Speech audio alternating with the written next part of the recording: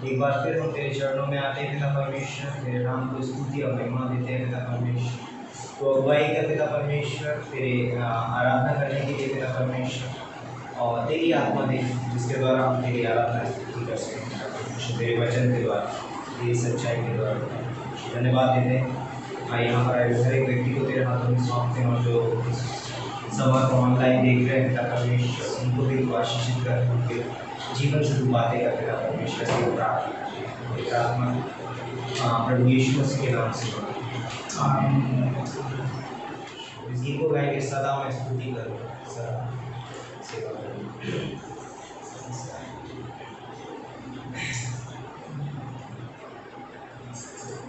सदा मैं स्तुति करूँगा, हालेलुया। सदा मैं सेवा करूँगा, हालेलुया।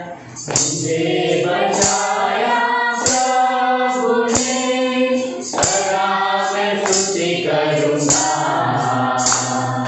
सदा मैं स्तुति करूँगा, हालेलुया। सदा मैं सेवा करूँगा, हालेलुया। मुझे बचाया प्रभु ने, सदा मैं स्तुति करूँगा। मुझे बचाने आया जब मैं गुनाहों में था, मुझे बचाने आया जब मैं गुनाहों में था। जगत में आया मुझे बचाने को, जगत में आया मुझे बचाने को। सदा मैं स्तुति करूँगा, हालेलुया। सदा मैं सेवा करूँगा, हालेलुया। मुझे बचाया प्रभु ने, सदा मैं स्तुति करूँगा। जब मैं निराशा में था, तूने मुझे आशा दी। जब मैं निराशा में था, तूने मुझे आशा दी। जगत में आया जीवन को दिया, पवित्र प्रेम यीशु। जगत में आया जीवन को दिया, पवित्र प्रेम यीशु। सदा मैं स्तुति करूँगा, हालेलुया। सदा मैं सेवा करूँगा, हालेलुया। मुझे बचाया प्रभु ने, सदा मैं स्तुति करूँगा। तेरी प्रभु यीशु, बचाया तूने मुझे। तेरी प्रभु यीशु, बचाया तूने मुझे। देता हूँ मैं सारा जीवन संपूर्ण आनंद से। देता हूँ मैं सारा जीवन संपूर्ण आनंद से। सदा मैं स्तुति करूँगा, हालेलुया। सदा मैं सेवा करूँगा, हालेलुया। मुझे बचाया प्रभु ने, सदा मैं स्तुति करूँगा। अनादि परमेश्वर, बचाया जीवन है तू। अनादि परमेश्वर, बचाया जीवन है तू। पूरी प्रशंसा करता रहूँगा तेरे आने समय तक। पूरी प्रशंसा करता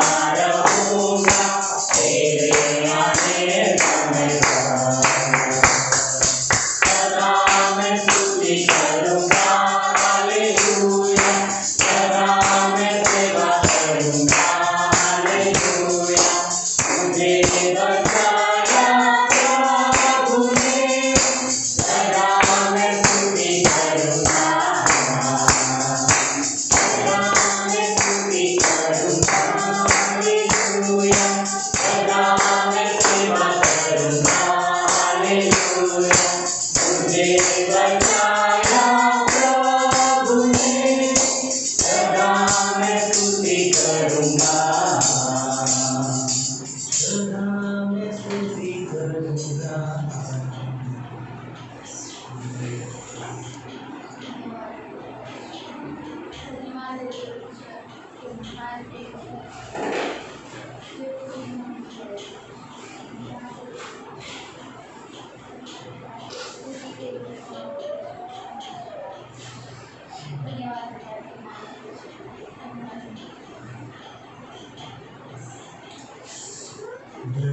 धन्यवाद के साथ स्तुति गाऊंगा, हे यीशु मेरे खुदा।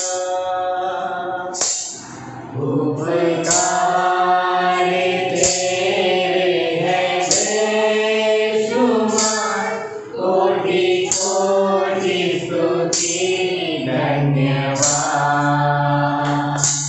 धन्यवाद के साथ स्तुति गाऊंगा, हे यीशु मेरे खुदा। उपकार तेरे हैं बेशुमार, कोटि कोटि स्तुति धन्यवाद। योग्यता से बढ़ के दिया है अपनी दया से तूने मुझे। योग्यता से बढ़ के दिया है अपनी दया से तूने मुझे। मांगने से ज़्यादा मिला मुझे, आभारी हूँ प्रभु मैं।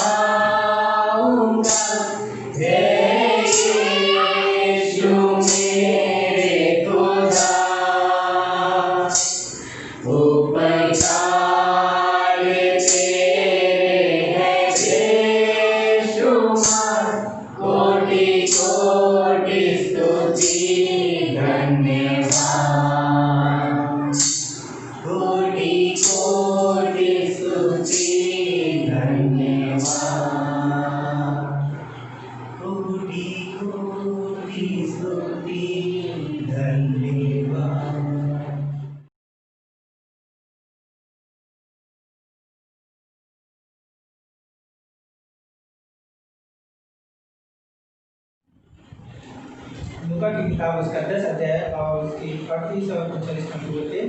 फिर जब वे जा रहे थे तो वह एक गांव में गया और मार्था नाम एक स्त्री ने उसे अपने घर में उठाया और मरियम नाम उसकी एक बहन थी। वो प्रभु के पाँव के पास बैठकर उसका वचन सुन रही थी।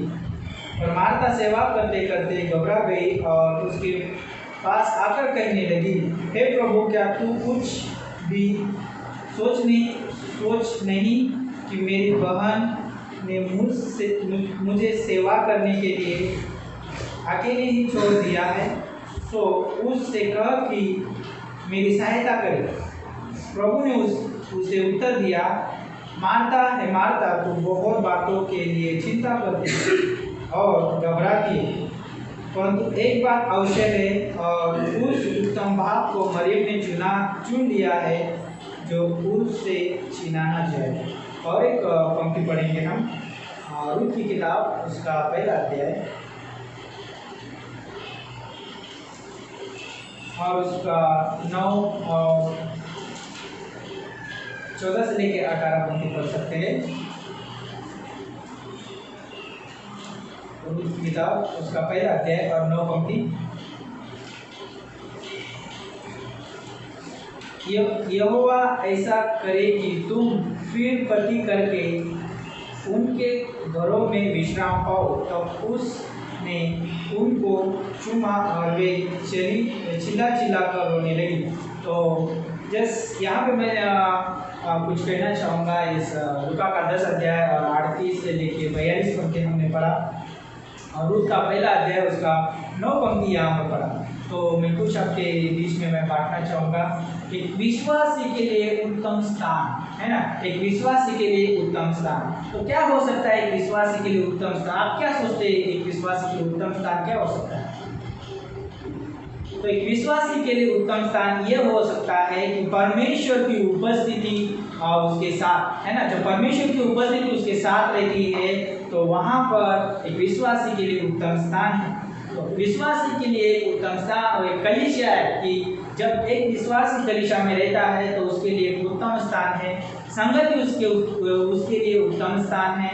और हम जानते हैं कि जहाँ वचन का प्रचार हो रहा है वहाँ पर एक विश्वासी के लिए उत्तम स्थान है। और हम ये भी जानते हैं कि एक विश्वासी का हृदय भी एक उत्तम स्थान है पवित्र आत्मा के लिए, कि पवित्र आत्मा एक विश्वासी के हृदय में रहता है, वो भी एक उत्तम स्थान है। और हम जानते हैं कि विश्वासी के लिए कि इस धरती छोड़ने के बाद उसके लिए एक स्वर्ग एक उत्तम स्थान। तो यहाँ पर मैं सोच रहा था, यहाँ पर जब मरियम है अपने उत्तम स्थान में बैठी है, वो उत्तम स्थान वो है कि यीशु मसीह उसके साथ बैठा हुआ है और वहाँ पर परमेश्वर का वचन सुन रही है। वो यीशु मसीह के चरणों में बैठ कर परमेश्वर का वचन सुन रही है। ये सबसे बड़ा उत्तम स्थान है उसके लिए। और आज हम जानते हैं कि यहाँ पर हम एक विश्वासी होने के नाते आज हम कलीसिया में बैठे हैं, परमेश्वर का वचन सुन रहे हैं, हमारे लिए सबसे बड़ा उत्तम स्थान है। आज हम बहुत सारा देखते हैं कि दुनिया में बहुत सारे लोग हैं, अपने लिए अच्छा घर बनाते हैं, अच्छी जगह बनाते हैं, अच्छा गार्डन बनाते हैं, बहुत अच्छा वो योजना बनाते हैं। और कई बार हम सोचते हैं कि कई बार क्या वो लोग समुद्र के किनारे पे जाके बैठते हैं या अच्छा होटल में जाके अपना जीवन में एक अच्छा बनाना चाहते हैं। उनको लगता है कि वो उनके लिए उत्तम स्थान है। कई बार वो डीजे लगा के डांस करते हैं, बहुत इंजॉय करते हैं, उनको लगता है कि वो उनके लिए उत्तम स्थान है। लेकिन सबसे बड़ा उत्तम स्थान वो है जहाँ पे परमेश्वर की उपस्थिति है। और हम जानते हैं कि विश्वासी परमेश्वर की उपस्थिति को लेकर चलता है, वो उसके लिए सबसे बड़ा उत्तम स्थान है। और हम यहाँ जानते हैं कि देखते हैं कि इस लूका के 10वें अध्याय में कि मार्था जो है किचन में काम कर रही है, कुछ वो गलत काम नहीं कर रही है, वो भी एक सेवा का ही कार्य है। लेकिन वहाँ पर उसके जीवन में देखते हैं कि वहाँ पर कुड़कुड़ाहट भी देखते हैं। अगर हम शारीरिक भोजन के पीछे जाएंगे, उस संसारिक स्थान के पीछे जाएंगे, वहाँ पर कुड़कुड़ाहट हो सकती है। लेकिन जहाँ पर हम उत्तम स्थान यानी परमेश्वर की उपस्थिति को लेकर चलते हैं, उपस्थिति में बैठते हैं, वहाँ पर कुड़कुड़ाहट नहीं मिलेगी, वहाँ पर परमेश्वर की उपस्थिति मिलेगी। और हम यहाँ पे जानते हैं कि रूत की किताब उसका पहले अध्याय में और 14 से लेकर 18 में देखेंगे तो यहाँ पर जो नौमी जो है, अभी नौमी का पति नहीं है, अर्पा का भी पति नहीं है और रूत का भी पति नहीं, तीनों के तीनों पति क्या हो गए हैं, अभी मर चुके हैं। लेकिन अभी नॉमी बोलते हैं उनको कि आप अपने माता पिताओं के पास जाओ, अपने लोगों में जाओ, अपने देवताओं के पास जाओ, क्या करो, शादियाँ करो, उधर क्या करो, अपना घर बसाओ। लेकिन रूथ वहाँ पर एक स्त्री है, वो बोलती है मेरा उत्तम स्थान तेरे साथ है। क्यों बोलती है? क्योंकि उसको पता है कि परमेश्वर उसके साथ है। परमेश्वर उसको क्या करने वाला है? आगे चल के आशीषित करने वाला है। उसके द्वारा क्या होने वाला है? उसके द्वारा परमेश्वर यीशु मसीह भी आने वाला है उनकी वजह से। तो मैं यहाँ पर मैं सोच रहा था कि कितना अद्भुत उसने स्थान चुना। तो यहाँ पर हम पढ़ सकते हैं पहला अध्याय और उसकी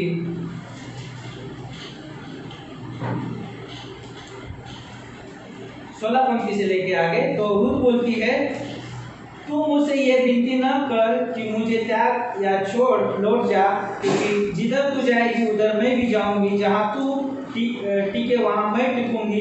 तेरे लोग मेरे लोग होंगे और तेरा परमेश्वर मेरा परमेश्वर होगा। जहाँ तू मरेगी वहाँ मैं भी मरूंगी और वो मुझे मिट्टी दी जाएगी।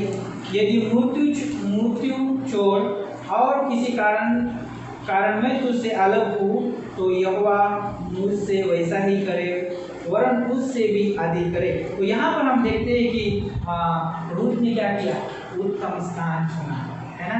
उत्तम स्थान ये चुना कि तेरा परमेश्वर मेरा परमेश्वर होगा, तेरे लोग मेरे परमेश्वर लोग होंगे। तो ये है सबसे बड़ा उसके लिए उत्तम स्थान। और हम जानते हैं कि बाद में बोयाज उसके जीवन में आया और हम जानते हैं उसने उसके साथ शादी की और बाद में हम देखते हैं कि उनके द्वारा ओबेद आया और ओबेद के उसे उस वंश से क्या आया? यीशु मसीह, जो वो वंशावली यीशु मसीह में थे। कितना अद्भुत है, उसने कितना उत्तम स्थान चुना, है ना। और हम यहाँ पे देखते हैं कि दाऊद के विषय में अगर हम देखेंगे कि दाऊद को उस लड़ाई के मैदान में होना था, ना कि उसको घर में, है ना। दाऊद का जो उत्तम स्थान था वो लड़ाई था। वो एक राजा था और राजा को किधर होना चाहिए था? उस लड़ाई में होना चाहिए था। लेकिन राजा क्या कर रहा है? वो छत पे क्या कर रहा है? टहल रहा है। और हम देखते हैं कि अगर हम उत्तम स्थान के बाहर जीवन जीते हैं तो हम कहीं ना कहीं शैतान हमें क्या करता है? उस टेम्पटेशन में डालता है, उस पाप करने के लिए उकसाता है। और हम जानते हैं उसका परिणाम उसको बाद में बहुत बड़ा परिणाम उसको मिला, है ना। लेकिन मैं यहाँ पर यही कहना चाहूँगा, एक विश्वासी के लिए सबसे बड़ा उत्तम स्थान ये है कि परमेश्वर का यीशु मसीह की देह वो कलीसिया है और उस कलीसिया में वचन के साथ संगति होती है, आराधना के साथ संगति होती है। एक विश्वासी को संसारिक चीज़ों में क्या करना नहीं चाहिए? उत्तम स्थान ढूंढना नहीं चाहिए, लेकिन एक विश्वासी को आत्मिक चीज़ों में क्या करना चाहिए? उत्तम स्थान ढूंढना चाहिए। तो उत्तम स्थान यीशु मसीह में मिलता है। तो इफिसियों का 5:23 के अनुसार हम जानते हैं कि यीशु मसीह कलीसिया का सिर है। और इफिसियों का 5 और 30 के अनुसार हम यहाँ पर वचन कहता है कि हम क्या है? यीशु मसीह की देह में जोड़े गए। तो सभी को मैं प्रोत्साहित करना चाहूँगा इस वचन के द्वारा कि हम क्या है? उत्तम स्थान में बैठे हुए और हमारे पास परमेश्वर की उपस्थिति है। आमीन। आइए प्रार्थना करते हैं। परमेश्वर, हम धन्यवाद करते हैं, आपके नाम को ऊंचा उठाते हैं। प्रभु, हम प्रार्थना करते हैं कि आने वाला जो संदेश है आपके दास को आपके हाथों में सौंपते हैं। उस संदेश के द्वारा प्रभु आप हमें बातचीत करिए, क्योंकि हम आपके उत्तम स्थान में बैठे हैं और प्रभु आपकी उपस्थिति हमें घेरे हुए है और प्रभु आपके वचन से हम सुन रहे हैं। यही हमारे लिए एक बड़ा उत्तम स्थान है। परमेश्वर, धन्यवाद करते हैं प्रभु, यीशु मसीह के नाम से मांगते हैं, आमीन। पुनः पास्टर का स्वागत करते हैं।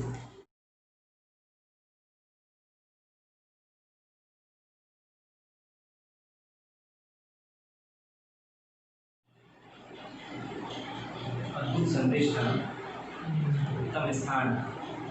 रियली जैसे बोला कि बहुत सारे लोग जो हैं वो उत्तम स्थान किसको चुनते हैं? अलग अलग कुछ लोग ऐसे टूरिस्ट प्लेस में जाएंगे, है ना, पहाड़ों में, हसीन वादियों में, और वहाँ पर हमको क्या मिलेगा? उत्तम स्थान मिलेगा और मैं एंजॉय करूँगा, आनंद मनाऊँगा। बहुत ही अद्भुत संदेश था। एक विश्वासी का जो उत्तम स्थान है वो परमेश्वर की देह है, कलीसिया। एक विश्वासी का उत्तम स्थान परमेश्वर का अनुग्रह है। एक विश्वासी का उत्तम स्थान परमेश्वर का प्रेम, है ना। यदि प्रेम में है एक विश्वासी तो सबसे उत्तम स्थान में है। तो यदि मैं प्रेम में नहीं हूँ तो मैं उत्तम स्थान में नहीं हूँ। मैं पास्टर शैलर का एक मैसेज सुन रहा था कि स्टार्ट नहीं, तो मैं बोल देता हूँ। पास्टर शैलर का एक डिवोशन था, उसमें वो बोल रहे थे कि मत्ती के 12वें अध्याय में कि जब चेलों को भूख लगती है सबत के दिन और वो कहते हैं बाले तोड़ के खा रहे थे, तो उधर से फरीसी लोग आते हैं और बोलते हैं तेरे चेले जो हैं वो सबत के दिन क्या कर रहे हैं, बाले तोड़ के खा रहे, कार्य कर रहे हैं। तो बोलते हैं कि वहाँ पर वो लीगलिस्टिक हैं, उनके पास सब कुछ है, व्यवस्था है, रियलिटी है, सबत के दिन तुमको काम नहीं करना है, पवित्र रखना है, लेकिन सबत का दिन है लेकिन वहाँ पर प्रेम नहीं है। तो बोलते हैं यहाँ मिनिस्ट्री हो सकती है, सेविकाई हो सकती है, जहाँ पर आप सब कुछ सिस्टमेटिक कर सकते हैं, लेकिन परमेश्वर का प्रेम वहाँ पर मिस हो सकता है। आप सेविकाई कर सकते हैं, आप लोगों के साथ में बड़ी डील कर सकते हैं, बैठ सकते हैं, रिलेशनशिप रह सकती है ना। हम लोग बहुत लीगलिस्टिक हो जाते हैं, इतना टाइम पे होना था, इतने टाइम पे क्यों नहीं हुआ, ये क्यों नहीं हुआ, ये क्यों नहीं हुआ, ऐसा क्यों नहीं हुआ, वैसा क्यों नहीं हुआ।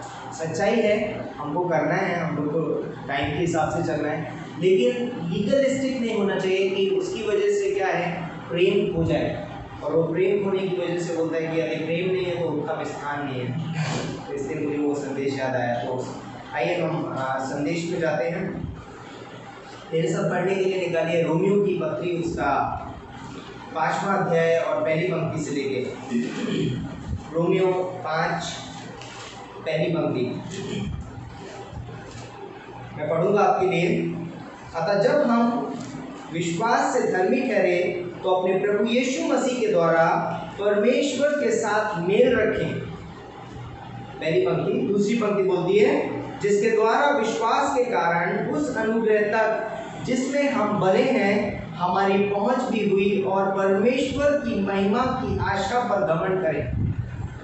केवल यही नहीं वरन हम क्लेशों में भी घमंड करें, ये जानकर कि क्लेश से धीरज और धीरज से खरा निकलना और खरे निकलने से आशा उत्पन्न होती है और आशा से लज्जा नहीं होती, क्योंकि पवित्र आत्मा जो हमें दिया गया है उसके द्वारा परमेश्वर का प्रेम हमारे मन में डाला गया है। आइए हम प्रार्थना करते हैं। परमेश्वर पिता, हम धन्यवाद देते हैं इस खूबसूरत समय के लिए, इस दिन के लिए, इस संदेश के लिए। पिता परमेश्वर, तो हमारी अगुवाई कर पिता परमेश्वर, मेरे मुंह को जो इसे पवित्र कर, इससे मेरे नहीं पिता परमेश्वर, पर तेरे वचन के लिए पिता परमेश्वर, तो अपने वचन के द्वारा आपके लोगों से बातें करो, पवित्र आत्मा के द्वारा अगुवाई करो। ऐसे हम प्रार्थना करते हैं, धन्यवाद देते हैं, सारा आदर महिमा तुझे देते हैं पिता परमेश्वर। जो लोग भी यहाँ पर बैठे हैं पिता परमेश्वर, जो लोग इस संदेश को सुनते हैं, उनके जीवन से तू बातें करना पिता परमेश्वर, अभिषेक करो पिता परमेश्वर। धन्यवाद देते हैं प्रभु यीशु मसीह के नाम से। आज मैं जिस विषय पे बात करने वाला हूँ वो विषय आप लोगों को डिफाइन करना पड़ेगा कि क्या विषय दे सकते हैं इसको। बट बोलते कि इफिसियों का रोमियो का 5वां जो अध्याय है, बोलते पहली पंक्ति से लेके आप जब हम लोग 5वीं पंक्ति तक जब हमने पढ़ा तो वहाँ पर हमको एक क्रम दिखाई देता है जो कि एक विश्वासी के जीवन में बहुत महत्व रखता है। यदि एक विश्वासी इस क्रम के अनुसार अपने जीवन को जिएगा, सबसे पहले हम देखते हैं कि वो बोलता है कि तीसरी पंक्ति में बोलता है क्रम बहुत ही खूबसूरत क्रम है कि बोलता है एक विश्वासी कभी भी लज्जित नहीं होगा यदि वो क्या करेगा, क्लेश में स्थिर रहे, है ना। जो वो क्लेश में स्थिर रहेगा, और बोलते हैं कि जब वो स्थिर रहेगा तो उस स्थिरता से उसके जीवन में धीरज उत्पन्न होगा, और उस धीरज से बोलते हैं कि क्या होगा, धीरज से वो खरा निकलेगा। पहला पत्रस की किताब उसका पहला अध्याय 6ठी और 7वीं पंक्ति में लिखा है कि तुम्हारे विश्वास के परखे जाने से क्या होगा, धीरज उत्पन्न होगा। वहाँ पर भी सेम लिखा हुआ है। और यहाँ पर याकूब का पहला अध्याय और उसकी दूसरी और चौथी पंक्ति, तो वहाँ पर लिखा है कि जब हे भाइयों, जब तुम नाना प्रकार की परीक्षाओं में पढ़ो तो इसे पूरे आनंद की बात समझना।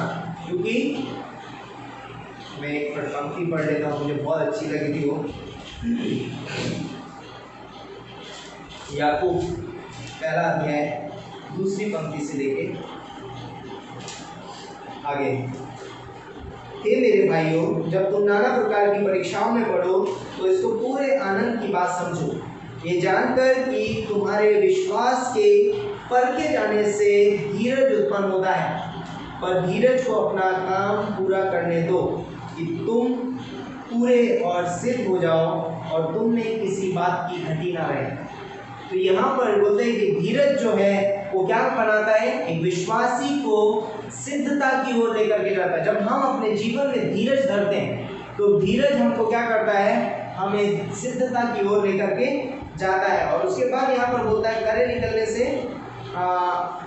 धीरज से क्या होता है, खरा निकलना होता है। तो खरे कैसे, एक सोना जब ताया जाता है तो कैसे उसमें से सारी गंदगी क्या हो जाती है, निकल जाती है। विश्वासी के जीवन में तकलीफ आएंगी, परेशानियां आएंगी, टेम्पटेशन आएंगी, लेकिन यदि उनमें वो धीरज से बना रहेगा परमेश्वर के वचन में, उसकी उपस्थिति में, तो वो क्या होगा, एक दिन खरा निकलेगा। अय्यूब के विषय में लिखा है कि जब वो मुझे ता लेगा तो मैं चौके सोने से भी ज़्यादा क्या निकलूंगा, खरा निकलूंगा, है ना। तो वो व्यक्ति क्या निकलेगा, खरा निकलेगा। और बोलते हैं कि खरे निकलने से आशा उत्पन्न होती है। जब हम खरे निकलते हैं हमको मालूम है कि हमारा एक परमेश्वर है, हमारे लिए स्वर्ग में एक स्थान है, और बोलते हैं कि वो आशा क्या बोलती है, कभी उससे टूटेगी नहीं। और उस आशा पे हम घमंड कर सकते हैं क्योंकि उस आशा के अंदर लज्जा नहीं है। वो आशा आपको कभी भी लज्जित होने नहीं देगी, है ना। बहुत सारी चीज़ों पे हम आशा रखते हैं, जो आशाएं हमें क्या कर देती हैं, थोड़े समय में हमें अरे निराश होना पड़ जाता है, लज्जा हो जाती है, अरे यार मैंने गलत चीज़ पे आशा लगाई। लेकिन यहाँ प्रभु यीशु मसीह में जो हमारी आशा है वो कभी भी हमें लज्जित होने नहीं देगी, इसलिए हम उस आशा पे क्या कर सकते हैं, घमंड कर सकते हैं। और बोलते हैं कि मेरा जो आज का टॉपिक है, जो विषय है, वो ये है कि कई बार एक विश्वासी इन 4 चीज़ों में जी सकता है। कई बार एक विश्वासी इन 4 चीज़ों में जी सकता है लगातार, कंटिन्यूसली, और कुछ कारण है उसके इसमें जीने के। तो सबसे पहली चीज़ है, एक विश्वासी पाप में जीवन व्यतीत कर सकता है। वो पाप में निरंतर जी सकता है, लगातार। तो उसके लिए क्या है, ऐसा कहीं पर लिखा नहीं है कि जब हम यीशु मसीह पर विश्वास कर लेते हैं तो हमारे अंदर से टोटली पाप निकल जाता है और हम कभी पाप नहीं करेंगे, हमारे से कोई पाप नहीं होगा। एक विश्वासी भी पाप कर सकता है ना।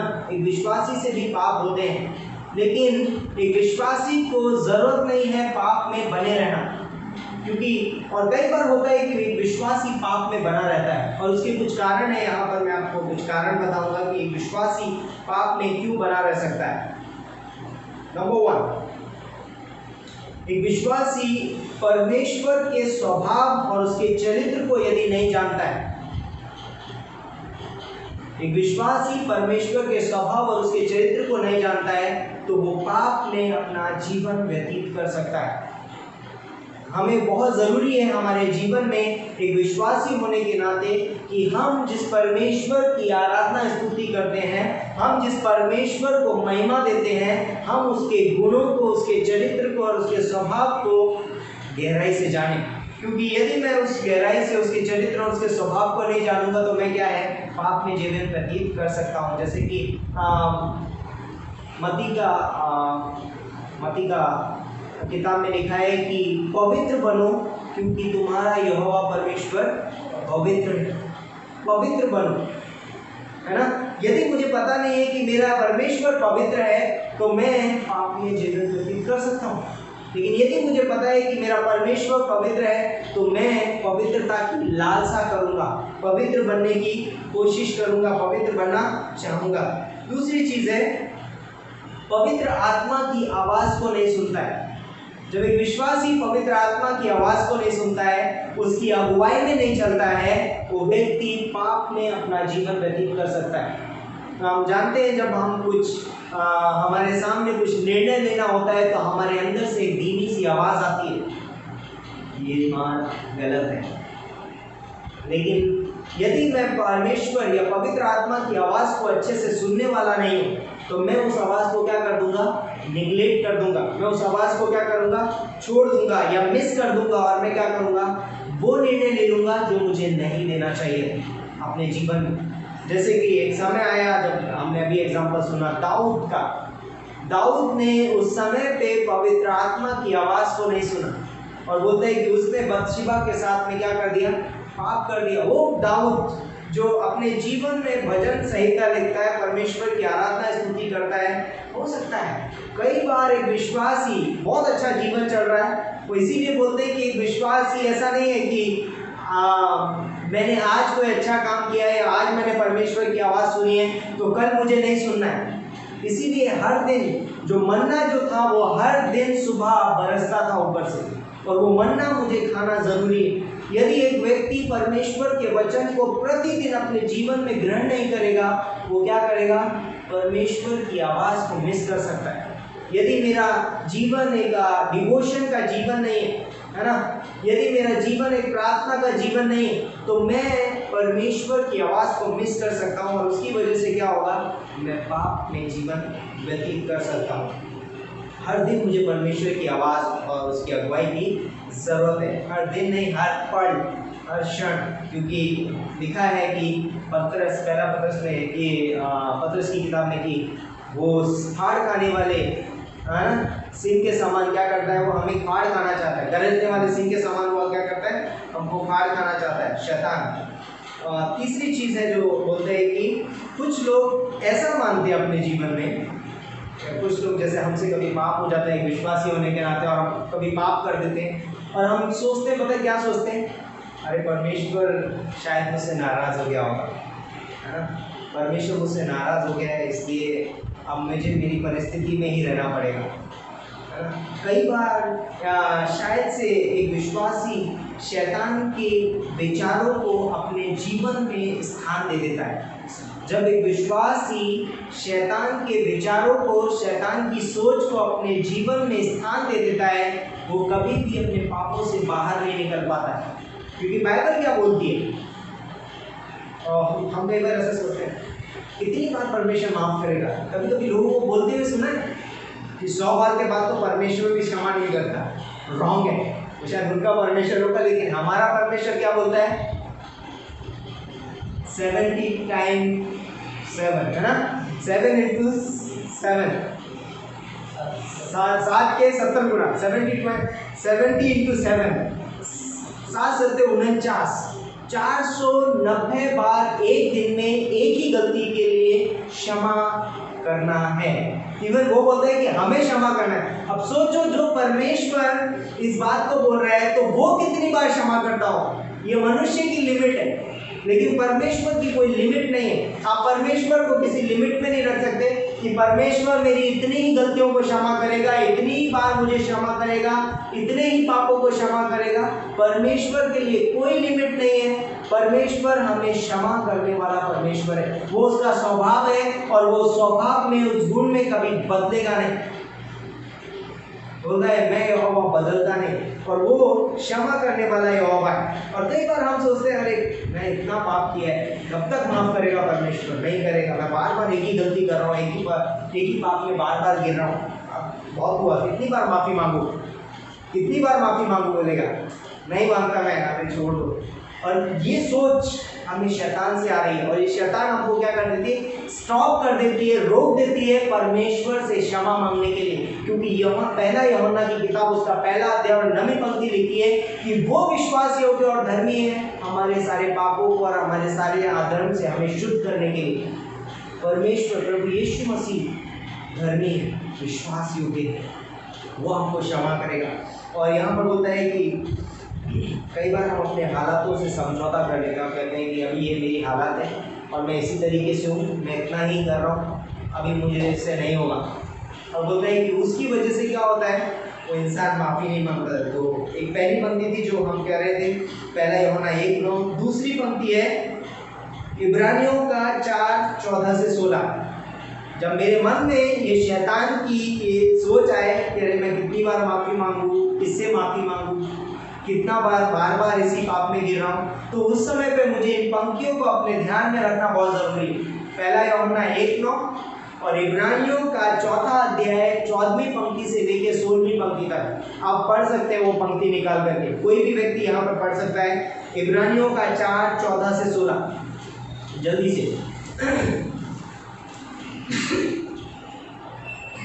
और मत्ती का 18:21 से 22 एक जन निकाल के रखिए। मत्ती का 18:21 से 22।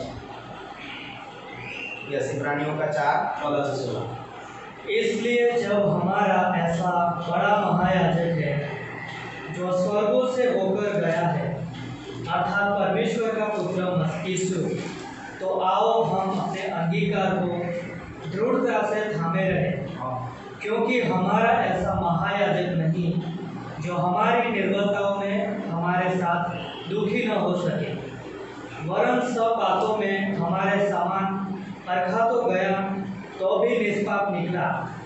इसलिए आओ हम अनुग्रह के सिंहासन के निकट हियाव बांधकर चले कि हम पर दया हो और वह अनुग्रह पाए जो आवश्यकता के समय हमारी सहायता करे।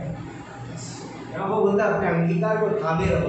हमारा ऐसा महायाजक है हमारे पास एक महायाजक, कभी भी जा सकते हैं, किसी भी समय जा सकते हैं, कितनी भी देर के बाद जा सकते हैं। जैसे अभी हमने गाना सुना, वो उड़ाऊ पुत्र का, मुझे लग रहा था उड़ाऊ पुत्र खड़े होकर गाना गा रहा, वहाँ पर 3 उड़ाऊ पुत्र थे। नहीं, आप लोग नहीं, लेकिन यहाँ पर वो जैसे कि वो सच में वो गाना मेरे को लगता है वो उड़ाऊ पुत्र के लिए ही बना है ना, लूका के 15वें अध्याय के हिसाब से, कि संसार में मैंने बहुत कुछ पाने की कोशिश की लेकिन मुझे मिला नहीं, है ना।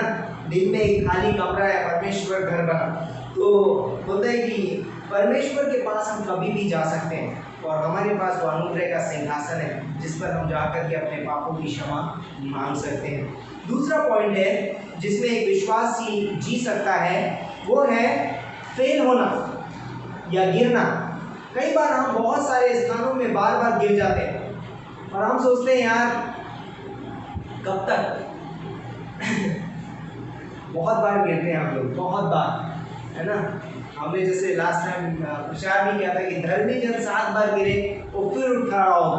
हम लोग कई बार बहुत बार गिरते हैं और एक विश्वासी जब गिरता रहता है और वो उस क्षेत्र में या उस फील्ड में वो उठ नहीं पाता है या मीन्स क्या है, सफलता प्राप्त नहीं कर रहा है। जैसे होता है ना, कई बार हमारे जीवन में बहुत सारी चीज़ें हैं जिनमें हम बार बार गिरते हैं और उसकी वजह से क्या होता है, जैसे कोई व्यक्ति कोई काम कर रहा है, अभी हम किसी ने वो गेम खेला है जो कॉलम मिलाते, क्या बोलते हैं उसको, पजल वाला गेम बोलते हैं, क्यूब्स बोलते हैं उसको, क्यूब्स, है ना। क्यूब्स मिलाते हैं और नहीं मिलता तो यार फेंक देता है, मतलब मेरे से नहीं होता। कई बार हम अपने जीवन में समझौता कर लेते हैं अपने बोलते परिस्थितियों से और कहते हैं कि हमसे नहीं हो पाएगा, हम गिर गए। तो बोलते हैं कि अब्राहम लिंकन के बारे में लिखा हुआ है कि वो बोलते हैं कि अब्राहम लिंकन जो थे वो 17 बार फेल हुए, 17 बार गिरे, लेकिन फिर भी वो उठ खड़े होते हैं। बोलते हैं ना, धर्मी जन 7 बार गिरे फिर उठ खड़ा होगा। मीका का 7-8 पढ़िए, बहुत इंपॉर्टेंट पंक्ति है। हमें कभी भी अपने हालातों को अपने जीवन में स्वीकार नहीं करना चाहिए। यदि मेरे जीवन में कोई कठिन हालात हैं तो मुझे उन हालातों को अपने जीवन में स्वीकार नहीं करना है, मुझे उन हालातों में डट के खड़े रहना है और उनका सामना करना है। तो मीका का 7-8 पंक्ति बहुत ही इंपॉर्टेंट है हर एक विश्वासी के लिए। एक्सक्यूज मी, पढ़िए जिसको मिलना है।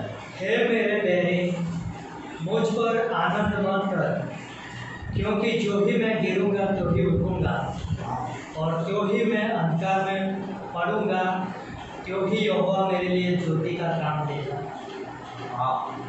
कुछ भी हो, मैं कितनी बार भी गिरूं, कुछ भी हो, शैतान हम पे क्या करता है, दोष लगाता, तू नहीं उठ पाएगा, तेरे बस की बात नहीं है, तू नहीं कर पाएगा। और यहाँ पर मीका बोलता है, हे मेरे बैरे, मैं ज्यों ही गिरूंगा त्यों ही उठ खड़ा होगा, है ना। जैसे ही मैं गिरूंगा वैसे ही मैं उठ खड़ा होगा। धर्मी जन 7 बार गिरे वो फिर उठ खड़ा होगा, क्योंकि परमेश्वर उसकी सामर्थ्य है ना। तो इसलिए हमें एक व्यक्ति को कभी भी अपनी परिस्थितियों में स्थिर नहीं रहना, मतलब स्वीकार नहीं कर लेना चाहिए, है ना, समझौता नहीं करना चाहिए। हमें परमेश्वर पर भरोसा रखना है, उसकी सामर्थ्य पर भरोसा रखना है। इब्रानियों का 11वां अध्याय आप पढ़ते हैं, वहाँ पर सब विश्वास के योद्धा आपको दिखाई देते हैं, लेकिन सब के सब कहीं ना कहीं फेल हुए, गिरे हैं अपनी लाइफ में, लेकिन वो गिरे हुए रहे नहीं, उठे, खड़े हुए, आगे बढ़े और आज हम उनके बारे में पढ़ते हैं। यदि दाऊद बत्शेबा के साथ पाप करने के बाद में वहीं गिरा रहता तो भजन संहिता 51 लिखा नहीं जाता, लेकिन क्योंकि दाऊद वहाँ से उठा इसलिए भजन संहिता 51 लिखा गया। तो उसी तरीके से मुझे अपने जीवन में यदि मैं कभी फेल हो जाता हूँ, मैं कहीं गिर जाता हूँ किसी क्षेत्र में, तो मुझे उठना है वहाँ से और मुझे आगे बढ़ना है। रोमियो का 8:1 याद रखें पंक्ति, अब जो मसीह यीशु में है उन पर दंड की आज्ञा नहीं, क्योंकि वो मृत्यु से पार होकर अनंत काल में प्रवेश कर चुके, है ना। तीसरी चीज है जिसमें एक विश्वासी अपना जीवन जी सकता है और वो है निराशा। शैतान का सबसे खतरनाक हथियार ये विश्वासी के जीवन में, क्या हर एक व्यक्ति के जीवन में शैतान यूं करके लाता है ऐसा, जब हम कोई चीज़ बोलते हैं कि किसी भी चीज़ में यदि हम फेल हो जाते हैं या पाप कर देते हैं या कुछ भी, या हमसे कुछ नहीं बन पाता है, तो हम बहुत जल्दी निराश हो जाते हैं। और ये निराशा आती कहाँ से? परमेश्वर कभी हमको निराश नहीं करता है। ये निराशा जो है शैतान की ओर से आती है, और शैतान का सबसे बेहतरीन हथियार है जिसके द्वारा वह एक विश्वासी को निष्क्रिय बनाना चाहता है। जब आप निराश होंगे उस समय पे आप कुछ नहीं करेंगे। करेंगे आप? नहीं। मैं इवन जो व्यक्ति निराश होता है वो अपने घर का काम भी नहीं करेगा, वो भूखा पड़ा रहेगा घर के अंदर, लेकिन कुछ करेगा नहीं। शैतान का ये सबसे बड़ा हथियार है, वो हमको निराश करना चाहता है। वो हमें अलग अलग क्षेत्रों में निराश कर सकता है, मेरी हेल्थ को लेकर के, मेरे व्यवसाय को लेकर के, है ना, मेरा अध्ययन के जीवन, मेरा प्रार्थना के जीवन को लेकर के, है ना। हो सकता है वो, अरे तू प्रार्थना ही नहीं करता है, उससे नहीं होगा, तो निराश हो गया। उस निराशा के लिए भी प्रार्थना कर सकता हूँ मैं, है ना। वो क्या करता है, मुझे क्या करता है, निराश करने की कोशिश करता है। और निराशा कई बार एक विश्वासी क्या करता है, निराशा हमारे जीवन में तब आती है जब हम ये सोचने लगते हैं कि लोग मेरे बारे में क्या सोचते हैं। निराशा मेरे जीवन में तब आती है जब मैं ये सोचने लगता हूँ कि लोग मेरे बारे में क्या सोचेंगे, है ना। अरे मैं इस चीज़ को कर रहा था लेकिन नहीं हो पाया मुझसे, मैं ऐसा बनने की कोशिश कर रहा था लेकिन मैं नहीं बन पाया, लोग क्या सोचेंगे मेरे बारे में, क्या सोच रहे होंगे। एक विश्वासी को कभी भी ये नहीं सोचना चाहिए कि लोग मेरे बारे में क्या सोच रहे हैं, परंतु एक विश्वासी को ये सोचना चाहिए कि परमेश्वर मेरे बारे में क्या सोचता है। गिदोन का स्टोरी बहुत अच्छी लगती है। हे शूरवीर सूरमा, बाहर आ, है ना। वो सोच रहा है, डरा हुआ है, कुंड के अंदर बाले झाड़ रहा है ना, जौ झाड़ रहा है, लेकिन परमेश्वर क्या सोच रहा है, वो सोच रहा है मैं सबसे कम हूँ, एफ्रेम के गोद से हूँ, मनश्शे के गोद से हूँ, है ना, मैं सबसे नीचे हूँ, छोटा हूँ। और वो क्या कहता है, बाहर तू शूरवीर सूरमा है, परमेश्वर की नज़र से अपने आप को देख, है ना।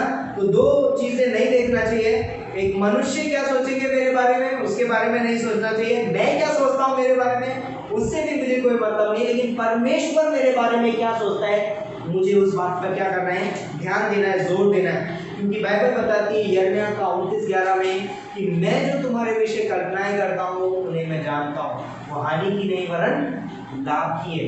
यिर्मयाह 29:11। तब हमारे जीवन में क्या होगा, निराशा नहीं रहेगी, पता है क्या होगा, हमारे जीवन में आनंद आएगा।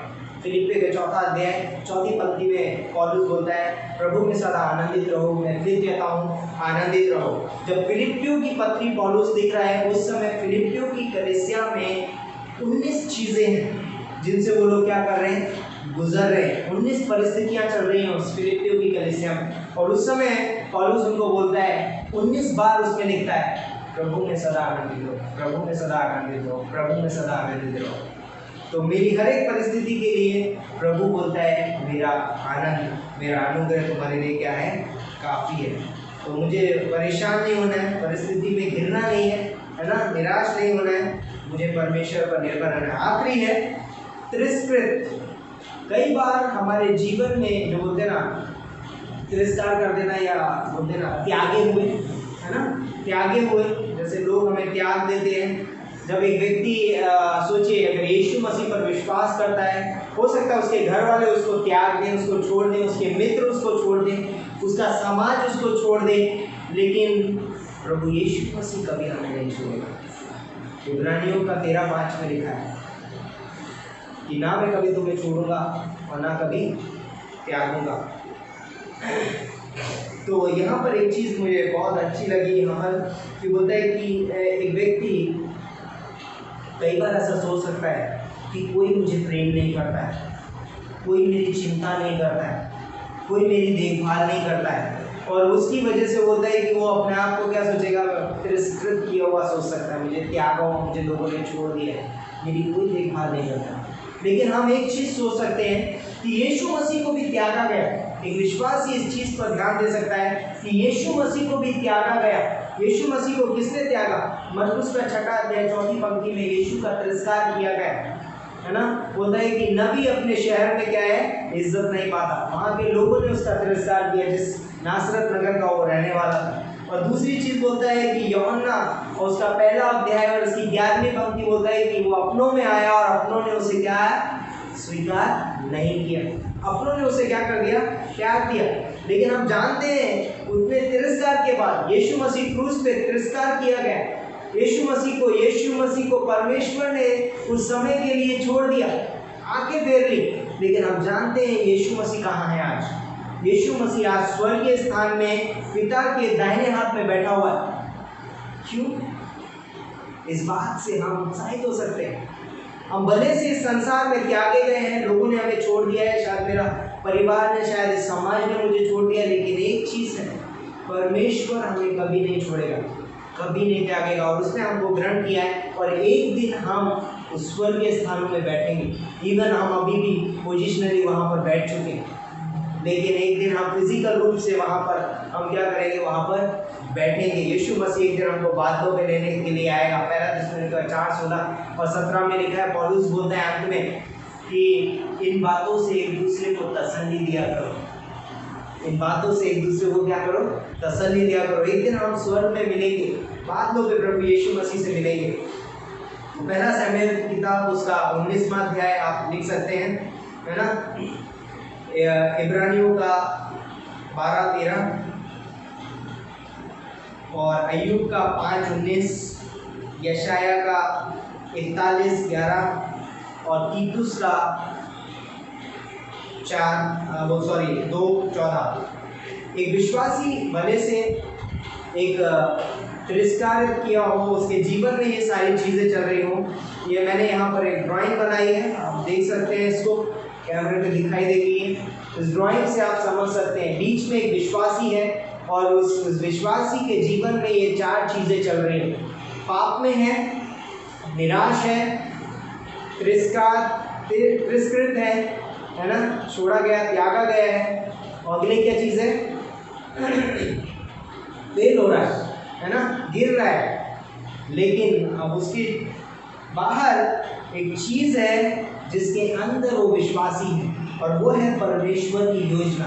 आप फेल हो रहे हैं, आप गिर रहे हैं, आप पाप में हैं, लेकिन आप कभी ना भूलें कि आप परमेश्वर की योजना में, आप परमेश्वर के प्रेम में हैं, आप परमेश्वर के वायदों में हैं, है ना। परमेश्वर का वायदा आपके साथ है, परमेश्वर का प्रेम आपके साथ है। बोलता है कौन हमें मसीह के प्रेम से अलग करेगा? कोई नहीं, कोई हमें मसीह के प्रेम से अलग नहीं कर सकता। रोमियो का 8वां अध्याय उसकी 35 से लेकर 39वें पंक्ति तक। तो चाहे हम भले से इन परिस्थितियों में हों, शायद हम इस कठिन समस्या से गुजर रहे हों, हमारा शायद एक विश्वासी पाप में हो, लेकिन याद रखें कि हम परमेश्वर की योजना में, और परमेश्वर के उद्देश्य, परमेश्वर की योजना हमारे प्रति बहुत ही गहरी है। तो इस वचन के द्वारा मैं आप सभी को उत्साहित करना चाहता हूँ, और जो भी इस वीडियो को देख रहे हैं, यदि उन्होंने कभी भी प्रभु यीशु मसीह को अपने जीवन में अपना उद्धारकर्ता करके ग्रहण नहीं किया है, तो एक सिंपल सा आप प्रभु यीशु मसीह को ग्रहण कर सकते हैं। प्रभु यीशु मसीह अब से 2000 साल पहले इस दुनिया में आए, क्रूस पे हमारे लिए मारे गए, गाड़े गए और तीसरे दिन जी उठे। यदि कोई इस बात पर विश्वास करेगा, वो एक दिन स्वर्ग में रहेगा। स्वर्ग जाने का सिर्फ एक ही रास्ता, यीशु मसीह ने कहा, मार्ग, सत्य और जीवन मैं ही हूँ। यीशु मसीह वो परमेश्वर है जो हमारे लिए अपने कीमती लहू को बहाया है। तो अगर आप इस बात पे विश्वास करेंगे, आप एक दिन प्रभु यीशु मसीह के साथ स्वर्ग में रहेंगे। तो मेरे पीछे प्रार्थना कर सकते हैं और अपने दिल में ये प्रार्थना कर सकते हैं। जस्ट मीन आपने इसको पूरे मान के करिए आप अपने हृदय में। तो मेरे पीछे प्रार्थना कर सकते हैं। प्रभु यीशु मसीह, मैं पापी हूँ, मैं खुद को नहीं बचा सकता। मैं विश्वास करता हूँ प्रभु यीशु मसीह के बलिदान पर कि वो मेरे लिए उस क्रूस पे मारे गए, गाड़े गए और तीसरे दिन जी उठे। मैं विश्वास करता हूँ कि यीशु मसीह ने मेरे सारे पाप उस क्रूस पे क्षमा किए हैं। यीशु मसीह आप मेरे उद्धार करता है, मेरे जीवन में आइए, मुझे अपना पुत्र बनाइए, मैं आपके पीछे चलना चाहता हूँ। अगर किसी ने ये सच्चे हृदय से प्रार्थना की है, आप विश्वास रखिए यीशु मसीह आपसे बहुत प्रेम करते हैं और एक दिन जब आप इस दुनिया को छोड़ेंगे आप स्वर्ग में रहेंगे। तो आइए हम प्रार्थना करते हैं। प्रभु यीशु मसीह, हम धन्यवाद देते हैं इस खूबसूरत समय के लिए, इस दिन के लिए धन्यवाद देते हैं, तेरे प्रेम, तेरे अनुग्रह के लिए, इस संदेश के लिए और इस वचन के लिए। हर एक के जीवन में ये वचन पिता परमेश्वर 100 गुना, 60 गुना, 30 गुना फल आने वाला हो पिता परमेश्वर से प्रार्थना करें। जितने लोग यहाँ पर बैठे हैं उन सबके जीवन में जो कार्य कर रहा पिता परमेश्वर, और इस कोरोना वायरस से पिता परमेश्वर होने दे पिता परमेश्वर, प्रत्येक व्यक्ति को बचाना, ऐसे हम प्रार्थना करते हैं। धन्यवाद देते हैं, तेरे नाम को ऊंचा उठाते हैं पिता परमेश्वर। होने दे पिता परमेश्वर, जगह जगह पे जो भी कोविड-19 के मरीज पाए जाते हैं पिता परमेश्वर, को छू के चंगाई दे, ऐसे हम प्रार्थना करते हैं। और इस पिता परमेश्वर, इस पूरे वायरस से पिता परमेश्वर पूरी दुनिया को तू बचा, तू ही यहोवा राफा चंगा करने वाला परमेश्वर। धन्यवाद देते हैं, सारा आदर महिमा तुझे देते हैं पिता परमेश्वर। तूने अब तक हमें सुरक्षित रखा है, इसके लिए धन्यवाद देते हैं प्रभु यीशु मसीह के नाम से मांगते हैं, आमीन। पवित्र आत्मा, पवित्र आत्मा, मुझे ले जाओ यीशु के चरणों में। पवित्र आत्मा, पवित्र आत्मा, पवित्र आत्मा, मुझे ले जाओ यीशु के चरणों में। पवित्र आत्मा, सिर्फ तेरे लिए यीशु, तेरे लिए, सिर्फ तेरे लिए यीशु, तेरे लिए, सिर्फ तेरे लिए यीशु, तेरे लिए मैं हाथ उठाता हूँ।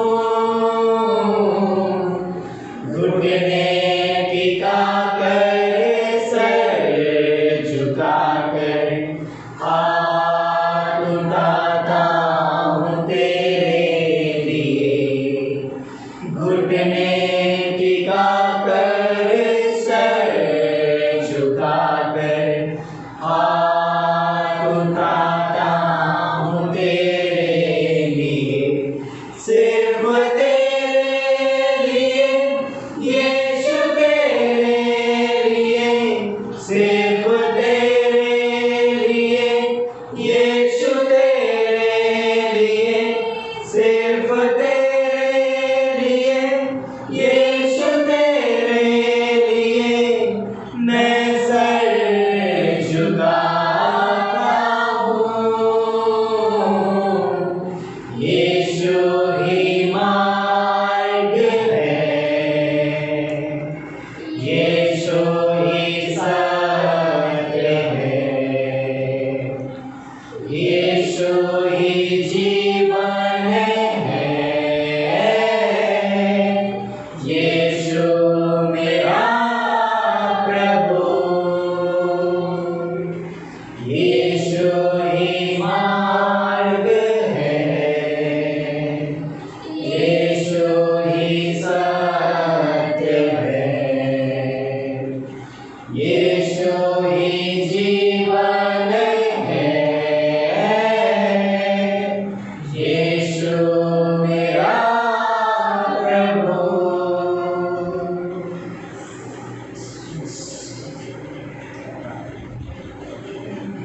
धन्यवाद करते हैं महान राजा परमेश्वर में। धन्यवाद हो जीवन प्रभु, हम जानते हैं पिता परमेश्वर कि आप ही जीवित और सर्वसामर्थ्य, सर्वव्यापी, सर्वशक्तिमान परमेश्वर। धन्यवाद करते हैं पिता परमेश्वर आपके उत्तम और प्रेम स्वभाव के लिए प्रभु, कि आप में उत्तमता वास करती है बेटा। आप भले परमेश्वर हो बेटा, आप में कोई भी बुराई नहीं है बेटा। हम आप पर भरोसा कर सकते हैं और इसलिए हम आपके चलते आपकी महिमा करते प्रभु। धन्यवाद करते हैं पिता परमेश्वर आज के उत्तम वचन के लिए प्रभु, प्रोत्साहन भरी बातों के लिए। एक विश्वासी के जीवन में इतने भी सारी चीज़ें भी कठिनाई क्यों ना हो, लेकिन वो मसीह में क्या है प्रभु, उस पर उसको ध्यान देना प्रभु। धन्यवाद करते हैं पिता परमेश्वर, आप विश्वास योग्य प्रभु हो, आपके सच्चे वादों के लिए प्रभु, जो हमारे लिए प्रोत्साहन भरी बातें हैं पिता परमेश्वर। होने देना पिता परमेश्वर, हम सबके जीवन को हम आपके हाथों में सौंपते हैं। आपके अनुग्रह के सिंहासन के सम्मुख लेके आते प्रभु, जहाँ से हमारे जीवन की हर एक आवश्यकता पूरी होती है प्रभु। होने देना पिता परमेश्वर, हमारे जीवन को आपकी महिमा के लिए, आपके महान योजना के लिए आप उपयोग करना भरपूरताई से, जैसे हमारी प्रार्थना प्रभु। धन्यवाद करते हैं महान परमेश्वर आपके प्रेम स्वभाव के लिए प्रभु। धन्यवाद हो पिता परमेश्वर, आगे का हर एक समय हम आपके हाथों में सौंपते हैं। यहाँ पे हर एक उपस्थित भाई बहन को हम आपके हाथों में सौंपते हैं। हर एक जीवन के साथ रहना प्रभु, हर एक जीवन की जो जरूरियात है प्रभु वो पूरा करना प्रभु। और होने देना पिता परमेश्वर, इस कलीसिया के दिन के जीवन के द्वारा प्रत्येक लोग आप में आशीषित हो प्रभु, और आपकी महिमा का कारण बने प्रभु, और आपकी इच्छा योजना में बढ़ते जाए प्रभु, वैसे हमारे प्रार्थना है। धन्यवाद करते हैं पिता परमेश्वर, आगे का हर एक समय आपके हाथों में सौंपते हैं। अगुवाई करना मार्गदर्शन है, ये प्रार्थना यीशु मसीह के नाम से।